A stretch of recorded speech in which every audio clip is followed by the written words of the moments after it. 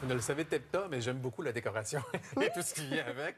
Daphné Morin est là ce matin. On va faire le tour de quelques sujets importants si jamais on a envie de donner un peu de nouveauté à notre décor. Oui, en début d'année, c'est souvent quelque chose qu'on a envie. Oui, on y pense en tout cas. Alors, en 2024, on va commencer par la couleur qui peut donner vraiment un avant-goût de ce que nous réserve l'année. Qui choisit les couleurs populaires de l'année? Qui choisit les couleurs? Mais il y a la compagnie Pantone qui, à chaque année, annonce la couleur de l'année. Et cette année, on parle d'un beige. Oui. Mais il faut savoir que tous les fabricants de peinture ont leur propre comité puis déterminent eux-mêmes la couleur de l'année, ce qui fait qu'on se retrouve avec un éventail, un large éventail, en fait, de couleurs à travers les différents fabricants. Bien, je vais le prendre, je vais le montrer à la caméra de Raymond Oui. pour qu'on puisse bien le voir. Donc, chaque compagnie, finalement, propose sa couleur vedette, si je comprends bien, en plus. Oui, mais c'est OK. quand même sérieux. Du côté de Pantone, c'est pas décidé à la légère, sur un coup de tête, à une seule table, une journée déterminée dans l'année. C'est vraiment un grand comité de gens experts à travers le monde qui, au travers du temps, donc pendant les 12 mois, déterminent tranquillement la couleur. C'est beau aussi la présentation que tu as là. Donc, à partir d'une forme de pêche, tu déclines des couleurs pour aller chercher un ensemble de décorations. Exactement, comme on l'a vu à l'écran il y a quelques secondes, le mélange en fait des couleurs est vraiment mis de l'avant. Autant les couleurs qui sont chaudes tout ensemble ou les couleurs qui sont froides tout ensemble, comme on le voit encore à l'écran. Donc justement le beige qu'on est venu mélanger avec plus un terracotta, quelque chose qui est un petit peu plus près du rouge. Et on va aussi mettre en lumière des couleurs qui sont froides et qui sont chaudes pour qu'elles se complémentent aussi. OK. Donc, si on regarde le cercle chromatique, donc on retourne dans les cours d'art plastique, dans le cercle chromatique, donc on a les couleurs primaires qui se font face et entre celles-ci, on a les couleurs complémentaires.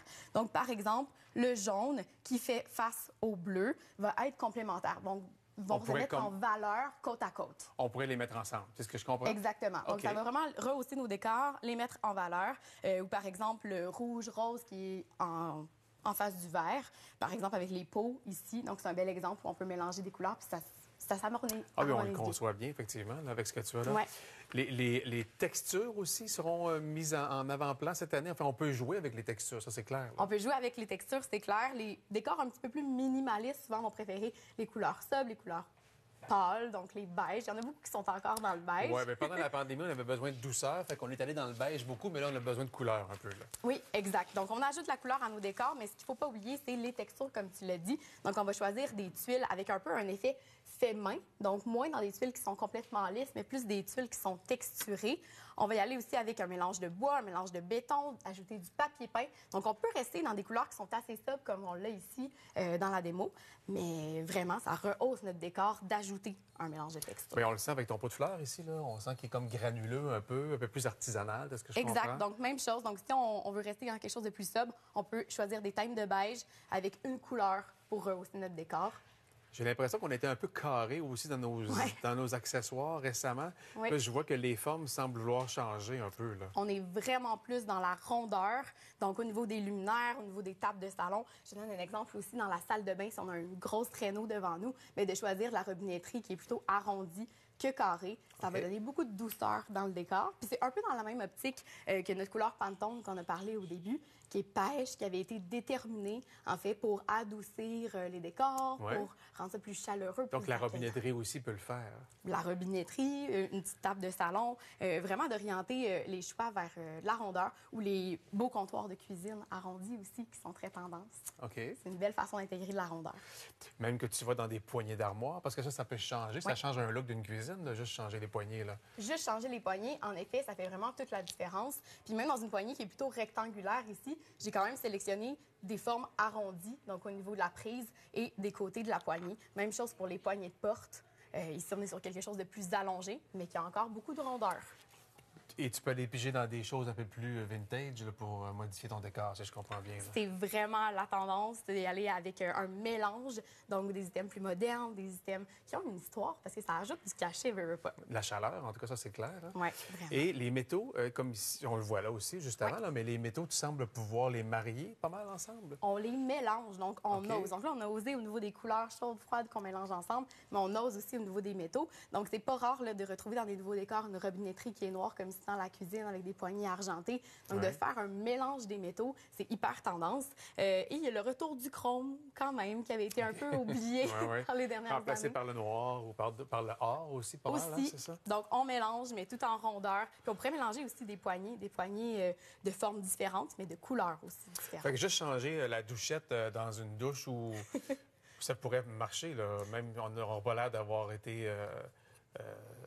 d'avoir fait un mauvais choix. Non, pas faire un mauvais choix. OK. À ce moment-là, on peut changer la douchette, changer aussi, donc évidemment, Ouais, ce qui le vient tuyau, avec, là. tout ce qui va avec. C'est peut-être un plus gros projet, finalement. Les textures aussi peuvent donner vraiment un look confortable à une maison. Oui, les textiles qu'on va choisir, donc autant au niveau des couleurs que j'ai parlé en début, de mettre un ocre, un jaune avec un bleu, ça va vraiment apporter beaucoup de chaleur à un décor, puis contraster, puis ça donne vraiment envie de s'y installer. Oui. On va choisir des lainages, des velours pour les décors qui sont un peu plus maximalistes.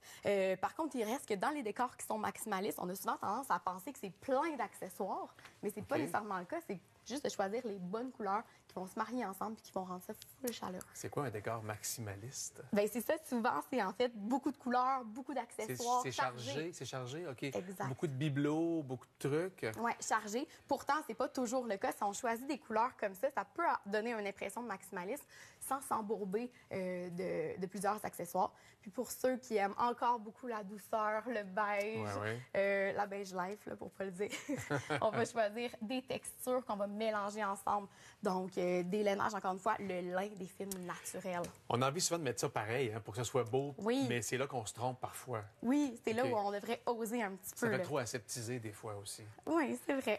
Est-ce que pour rénover une pièce, là, juste peinturer et tout, quelques centaines de dollars, ça peut être assez pour donner un nouveau look à une partie de la maison? Surtout si on déniche des items seconde main qui ajoutent justement la chaleur au décor, la personnalité aussi beaucoup, bien là, c'est sûr qu'on peut Ouais. transformer une pièce pour quelques centaines. C'est pas toujours des milliers de dollars, c'est Ben rénovation, non, là. pas Ben du tout. Merci beaucoup, Daphné. Salut, bonne décoration, tout le monde. Si vous êtes là-dedans, c'est ainsi. Des fois que le début de l'année, on y pense. Ah oui, vraiment.